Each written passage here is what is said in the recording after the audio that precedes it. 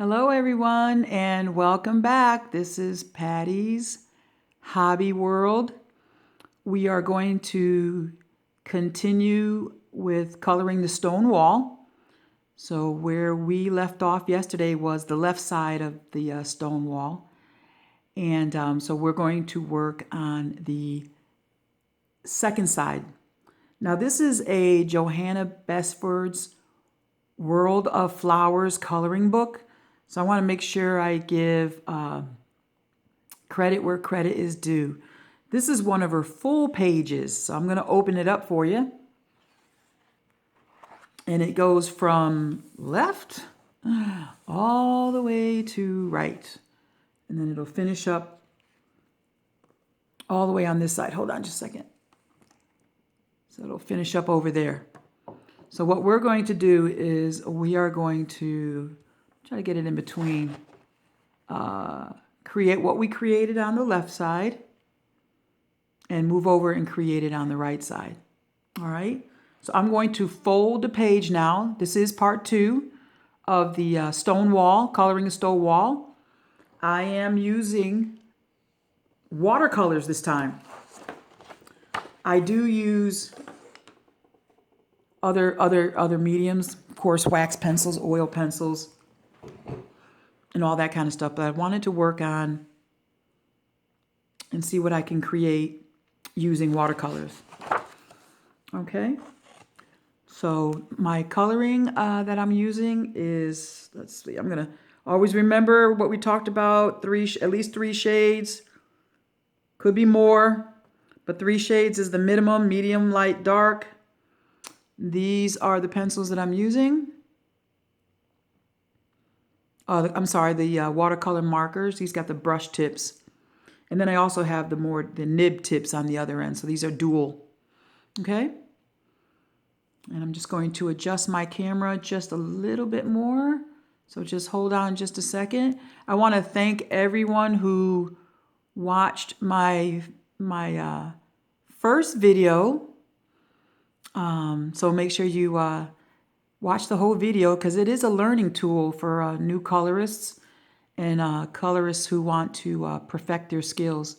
Now, I'm a novice or amateur at best, but how I learned was watching all the other girls, watching their videos and going through and watching their commercials because I know many of them are monetized and we want to support them. And that's how I learned. Okay?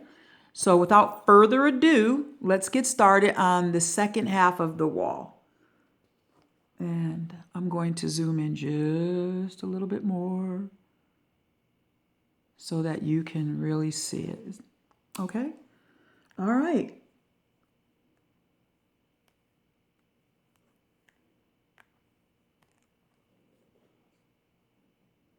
Now I've already completed the initial shading.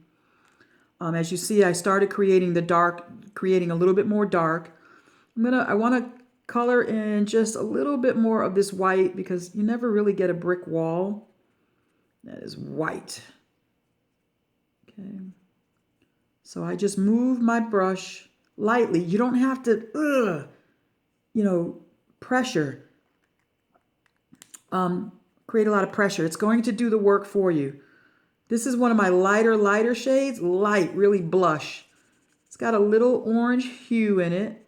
And that I want to just take the white away. Just enough. Just enough to take the white away. Okay. And there you go. Now I may come back to this marker again if I see fit.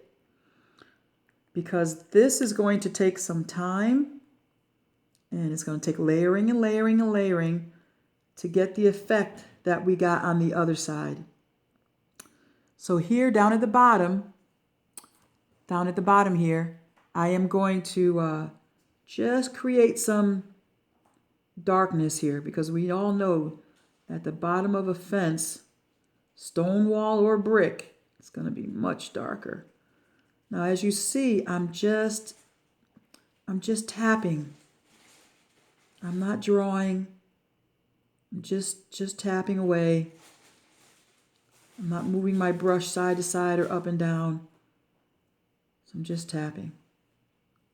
And this is going to create some dimension to the picture. Okay. My daughter is getting some lunch because she's got a break from class because she is online due to this pandemic. And I tell her how important it is to get something to eat.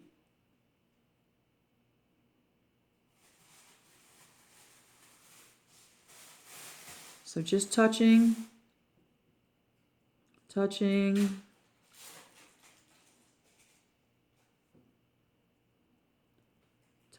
Now, one thing I have learned very quickly, make sure you put the caps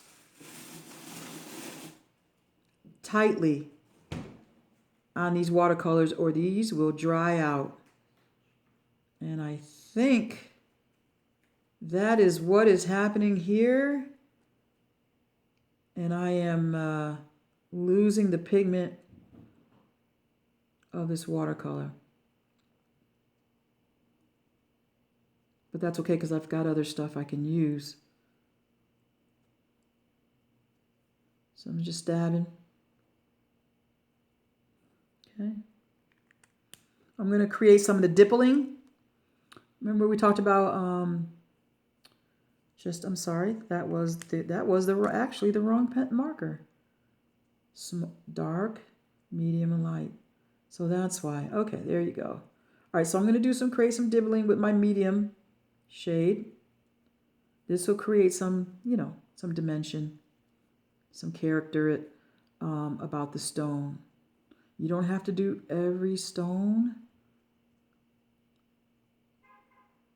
Okay. So, how's that?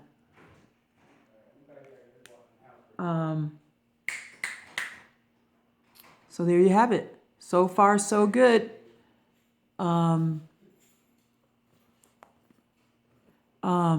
So let's finish with creating some more dimension.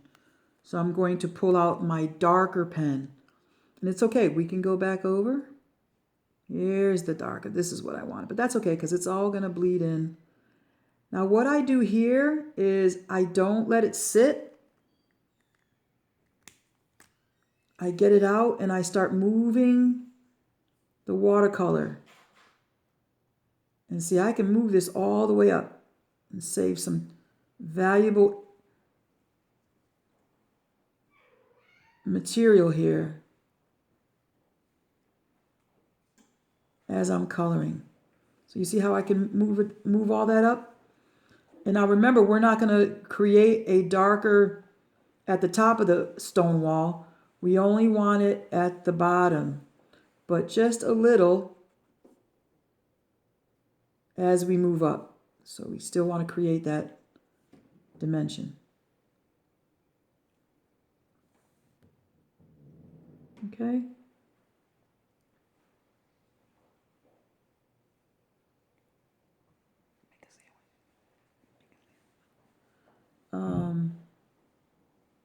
So there we go. Now I'm going to come back in with a little bit more here because I still want to create, and I'm just dabbing. And while I'm here, I'm going to do the grout real quick. Okay. And just start to blush it up. Blush it up. Bring across. Bring it down. Take advantage of all this darker medium that's on this marker.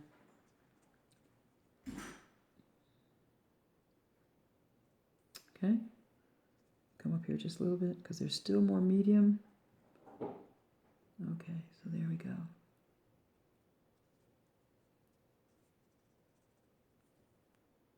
Don't forget these ones over here. Now don't forget, I still have a whole nother portion of the wall, but this is for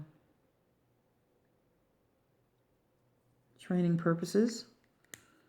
I served in the military for 10 years, so I'm a military veteran, disabled veteran. And so I remember the how we trained. You show, do, and then teach. So we had training instruction that was based on those kind of criterias. We show what we need, and that was the first video. I showed you what I was trying to accomplish. Okay? Now I'm showing you how to do it. And then you can go to your coloring book and you can do it. Okay. So I kind of took it from you see how I'm moving back from pencil to pencil. I mean, from marker to marker. Yes, I know you see that I'm smudging a little bit, but that's okay because I am going to go back in and blend all that out because we're still relatively below the where we want some more color, some more darkness. Okay. And we'll do a little couple of taps down here and let that bleed up because I want it dark. I want it dark down here. Okay, so I'm just going to let that sit.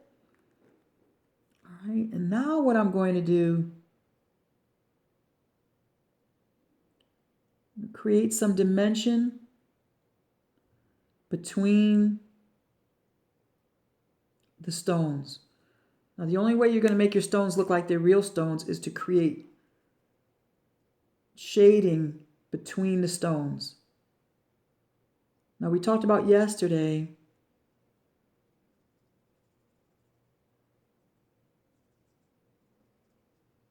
about if I want my stone to look fat, like it's really popping out, or if I wanted it to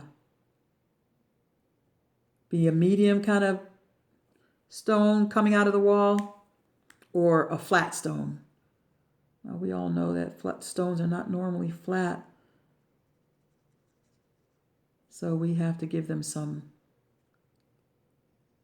texture, some dimension, and color. Just gonna go back in and touch. I've got to get over here. How we doing, guys? Are we doing all right? Okay, so there. And I'm gonna do a little bit of spotting here, up here, and I think that's it for right now. Because don't forget, I'm interchanging markers because I want my watercolors to bleed where I want them to go. Bleed. And that's how you're going to begin to create your stone wall. Now doing a brick wall is going to be a little different because you're more structured, you have more linear edges. Here you can kind of just go with the flow. See how that looks? That is amazing right there. I love it. Let's get inside these flowers a little bit.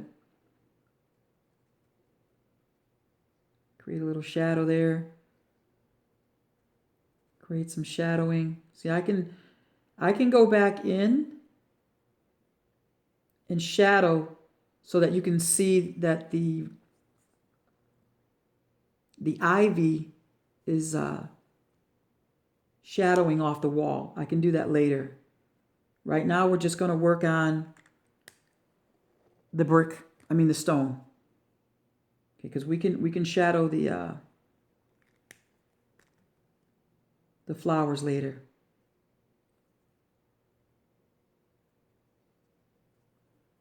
Okay. Here we go. I need to do this right here because this is important. Now you don't have to do this on all your stones, but that one that you just got to have pop out, just does it for me. I love it. So I started coloring March 2020 when this whole thing broke out. Phone calls came in from school. Schools were closing, and it was crazy. I've been around a long time, so we've been through some of these kind of things, not at this magnitude. I still have my conspiracy theories, as my son says, but I've watched just about every video, YouTube, Facebook, YouTube, regarding this pandemic since March. And at one point I had to put it down because it was just getting too crazy emotionally and everything like that. So, but I've watched them all and I've come up with my own hypothesis, as we should say, in regards to it. But at the end of the day, we all have to remain safe and do what we need to do to get over this. Don't forget, flu season is coming around again. So make sure you guys are healthy out there. I'm a veteran, so I go to the VA. So I see my doctor. And I also have lupus. So and if anybody has any questions about that, just feel free to comment or let me know. Reach out to me somehow. I think my email is available. So my doctor's like, don't go to the store. You know, have your son go buy your stuff. All right. So there you have it.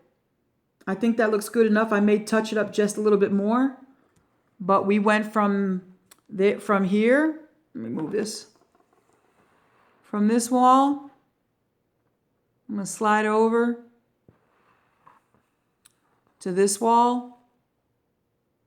And now I'm going to finish this wall here. Oops, let me bend this over. The rest of the wall. So I'm going to continue from here and just finish the rest of the wall. And we'll come back tomorrow and we'll finish this thing off. And we'll get on to all the other books that I have that I've colored that I want to talk about. So make sure you watch the whole video. That's how I get my hours. Like, subscribe, and hit that bell so that when I continue to post new content, you will be able to get alerted and you can go straight to it. So I appreciate all of you colorists, newbies and oldies, young and old. Stay inspired and keep coloring. Thank you.